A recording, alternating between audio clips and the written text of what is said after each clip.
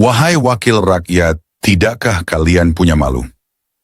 Di tanah ini, di bumi yang pernah bergetar oleh deru perjuangan, di negeri yang lahir dari luka dan pengorbanan, hari ini, keadilan tertindih oleh kemewahan dan suara rakyat tenggelam dalam gemerlap istana kalian.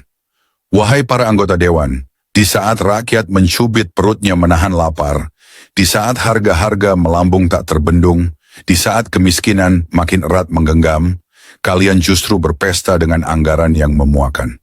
Miliaran rupiah untuk ranjang kalian yang empuk, sementara di luar sana, banyak anak tidur beralaskan tanah. Ratusan juta untuk lemari pakaian kalian yang megah, sedangkan rakyat hanya bisa mengenakan baju yang sama bertahun-tahun. Televisi mewah di setiap rumah dinas, tapi rakyat tetap gelap, menunggu janji-janji yang tak kunjung terang. Wahai para penghuni kursi empuk, tidakkah kalian melihat wajah-wajah yang mengerut karena lapar? Tidakkah kalian mendengar isak tangis ibu yang tak mampu membeli susu untuk anaknya?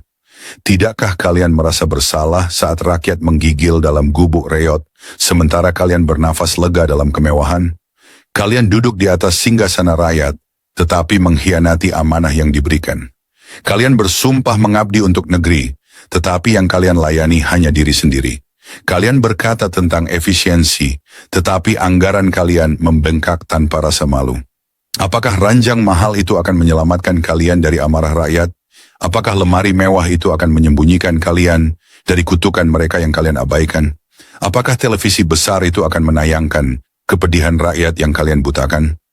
Wahai pemimpin yang haus fasilitas, jangan salahkan jika suatu hari nanti, rakyat yang kalian hianati berdiri dan menuntut hak mereka, bukan lagi dengan suara, tapi dengan tindakan yang akan mengguncang singgasana kalian.